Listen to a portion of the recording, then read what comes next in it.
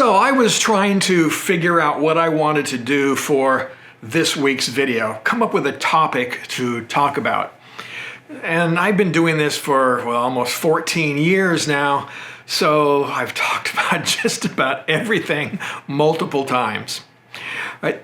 But today I was watching YouTube, as I do most mornings, drinking my coffee, and I came across a video by a young woman named Magac. She has a podcast on motorcycling that she calls Feroce. And so I watched her video, and it was on a topic that, I've talked about in the past, but I thought, maybe it's time to talk about it again. What Anique was talking about in this episode of her podcast was an article that appeared in Bloomberg News back on November 8th. It was written by a guy named Gideon Lichfield, and it was about a cross-country motorcycle trip that he took with some of his buddies. And this was the first time he'd ever done that, and I don't know what his background in motorcycling was, but it didn't sound like it was very extensive. So the name of Mr. Lichfield's article was "The Allure of Motorcycling is Stalling Out," because he didn't enjoy his trip very much. To make a long story short, he found it to be hard, he found it to be boring, and he found it to be dangerous.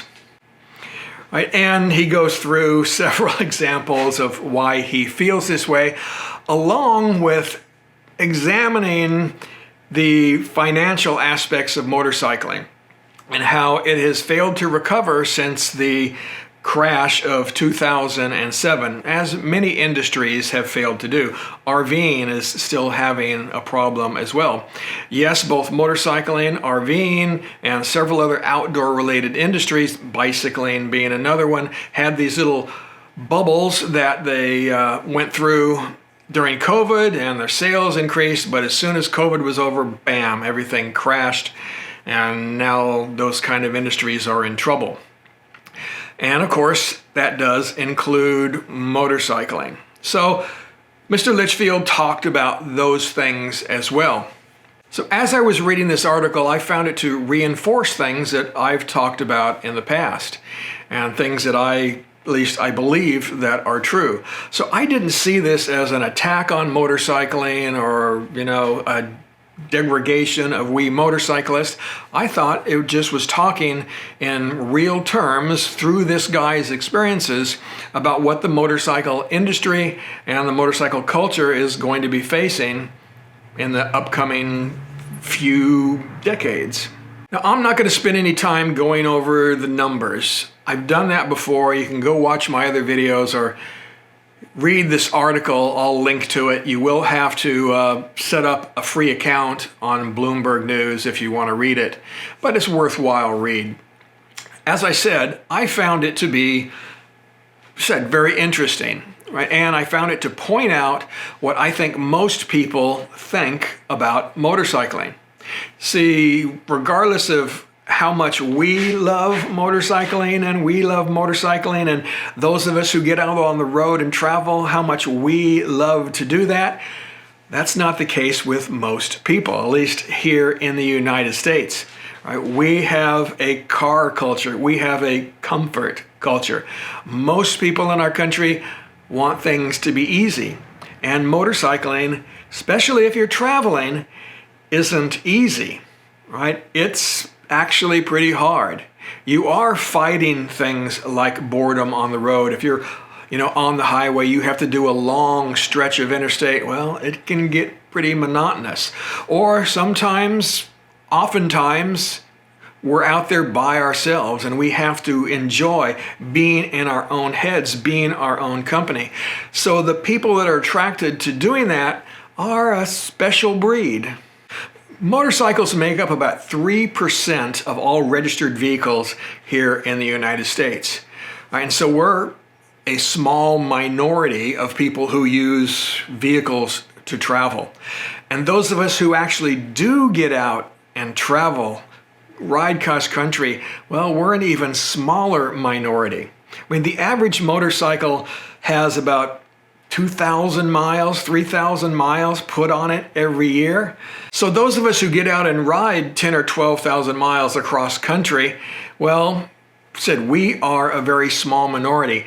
And I can say that my experience in getting out there and traveling is exactly that, right? There are very few of us who are out there doing this stuff. And most of us, well, they look like me. Most of us are old. They're the guys who have the time to take off, right? And the money, right? To, again, outfit a bike and buy hotels or all the camping gear that you need, right? There are very few young people actually doing that.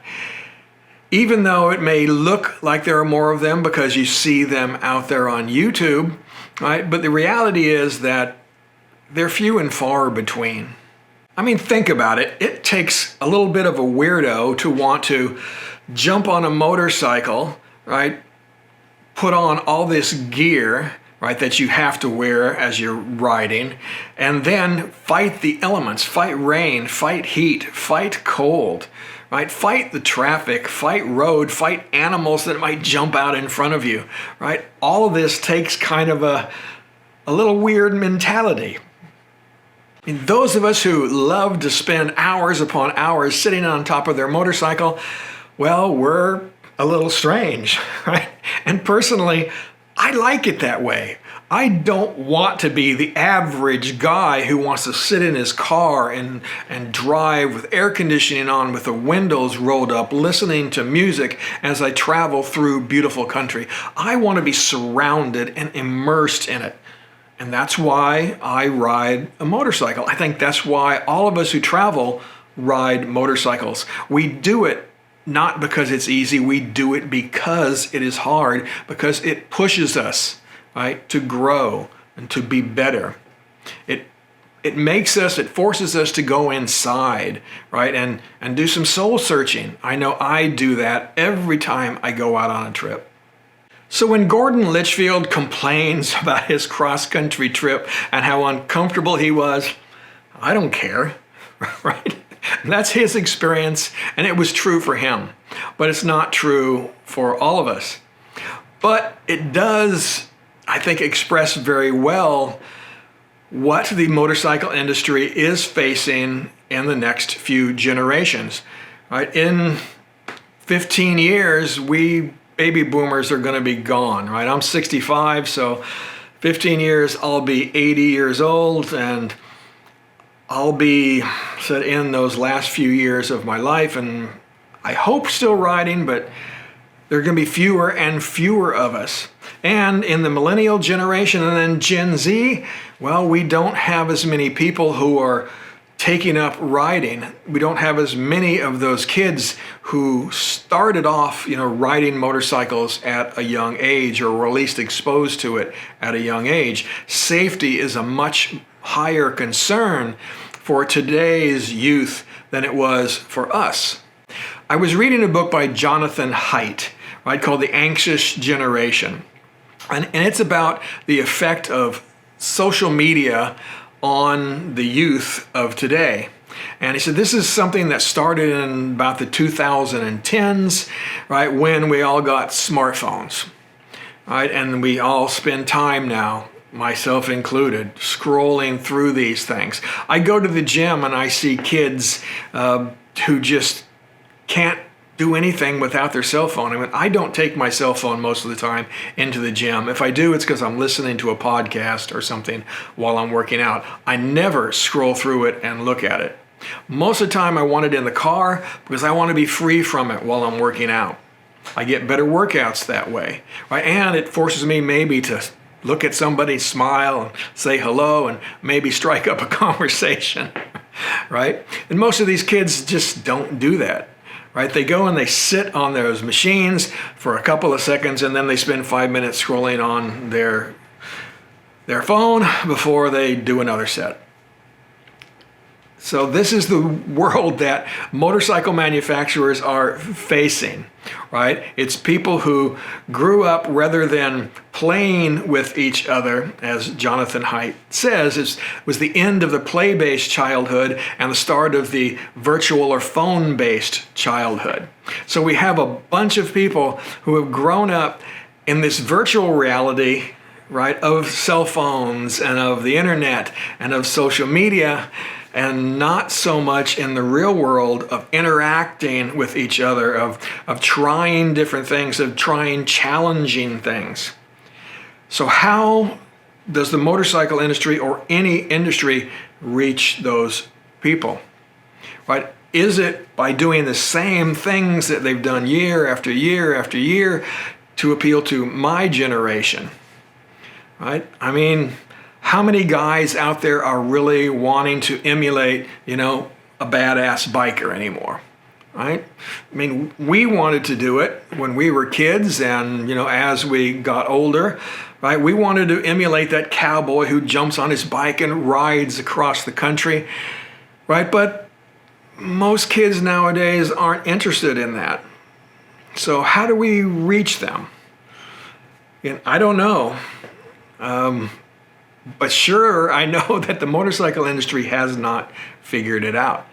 From the advertisements that I see, they continue to advertise to that same small group of adventure-seeking people that they always have.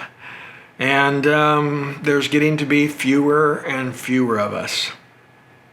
So what's going to happen? I don't know. But somebody's going to have to figure it out. Some smart marketing person's going to have to figure it out.